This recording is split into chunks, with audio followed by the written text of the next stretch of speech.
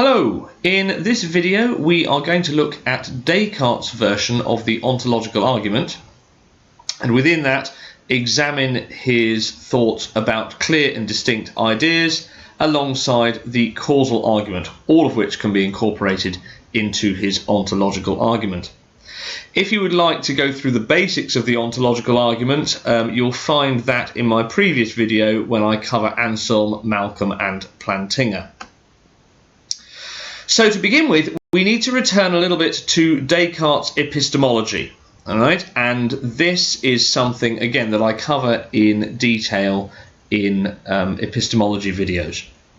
But I will just run over it here again so we can see where it is relevant in relation to his ontological argument.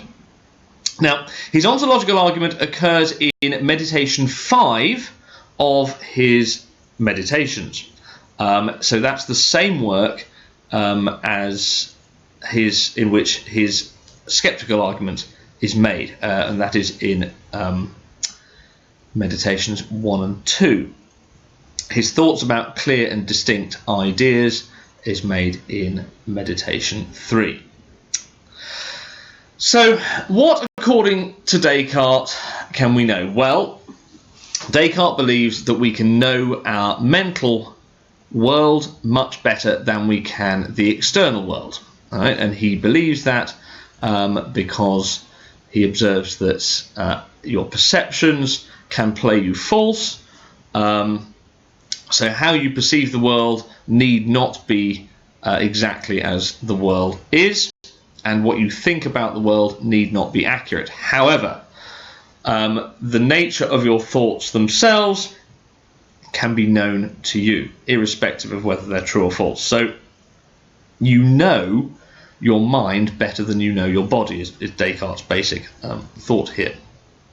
And so, as I've said, a vivid and clear perception is not alone sufficient for knowledge, and so on its own, an idea or a thought is not sufficient for knowledge, because it could be the case that that thought is false, or that perception is false. So Descartes decides that he's going to examine ideas and where they come from. So ideas about noise, heat and the sun come from the outside. So noise comes through our hearing, heat and the sun come from touch and sight. All right, but these ideas need not resemble the things that they are ideas about. Okay. It could be the case that they're very, very different. But what it does show in any event is that there is something that is the cause of my ideas, irrespective of whether those ideas turn out to be right or wrong. There is something that has caused them. And this is where we begin to see how this links in to the ontological argument, because one of the ideas that we have in our minds is the idea of God as ultimate perfection. And like Anselm, all right, Descartes believes that there's nothing in the world that is ultimately perfect. So we can't have actually got this idea from experience, right? Irrespective of whether our perceptions are accurate or not. We can't have got this idea from experience because there is nothing in our everyday experience that is absolutely perfect. Yes, there are things that are really good, but they're not ultimate perfection. All right, and so the idea of ultimate perfection must have come still from somewhere, right? Must have come from the outside, but it must have come from the outside in a way that nothing else has. And Descartes believes that that is God. God has put this idea of ultimate perfection in our minds, and thus made it possible to apprehend his existence, right? To understand that he exists. But to get there, okay, we've got to do a little bit more technical work, and Descartes draws a distinction in relation to ideas between what is known as material falsity and formal falsity. And we'll start with material falsity. Ideas are materially false if they represent a non-thing. So, for example, cold as the absence of heat. Cold is a non-thing. It's just the absence of something. Or darkness as the absence of light. Darkness is a non-thing. All right. And this quote here is from Meditation 5. If cold is nothing more than the absence of heat, the idea that represents it to me as something real deserves to be called false. Okay. You can contrast material falsity with what is known as formal falsity, right? So I have an idea of a hippogriff, okay, it's sort of winged horse bird. This idea is materially false because a hippogriff doesn't exist, all right? But if I claim to have one tethered to my DVD player in my living room, then this is actually a formal falsity, because something that does not exist cannot be tethered to something that does exist. So a hippogriff is materially false because it doesn't exist. Cold is materially false because it doesn't exist. It's the absence of something hot. And in neither of these cases can I have either cold or a hippogriff tethered to my DVD player in my living room, because this is a formal falsity. It makes no sense to suggest that something that does not exist can be tethered to something that does exist. Okay, so you have here the distinction between material and formal falsity. Alongside this distinction, Descartes discusses what he calls clear and distinct ideas. So as we've seen, an idea can be clear without being distinct. For example, a misleading perception can be clear to us as a perception, but it could be false, right? Something materially false, like a hippogriff, all right, can be clear to us without being distinct. All right, it doesn't actually exist. Right? A distinct idea must also be clear. All right, so in other words, it must be neither materially nor formally false. So anything that is either materially or formally false, or both, cannot be a distinct idea. So an idea, in order to be accurate, must be both clear and distinct. All right? Now, God, according to Descartes, is not materially false because he has caused my idea of an infinite substance along with perfection, and is as such not a non-thing. Right? So God exists, which means that God is not materially false, right? And God is not formally false either, because God exists, therefore God can be in relations with other things. All right, so you can see here where there is a similarity between Descartes' version of the ontological argument and Anselm's version, because we have this idea of ultimate perfection in our minds, which hasn't come from our own experience, but which has been placed there. All right. Now, if something is just an idea of perfection in the mind, so if God is just an idea in the mind, that would make God less perfect than being in the mind and in reality. Okay, so ultimate perfection must exist both in the mind and in reality. Because of that, it is the case that God is neither materially nor formally false, and that we have a clear and distinct idea of God. So to summarize this, God is not formally false because he has caused the idea of infinite substance and perfection. Therefore, he exists. Right?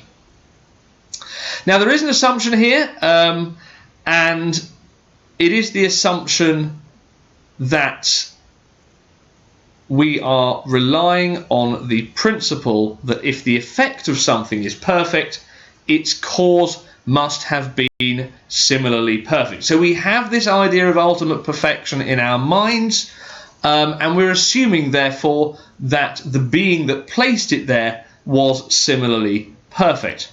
Now, you might say that we can't know for that reason that the being is perfect. However, Descartes might respond and say, well, look, Perfection cannot be created by something imperfect, in the same way that imperfection cannot arise out of perfection.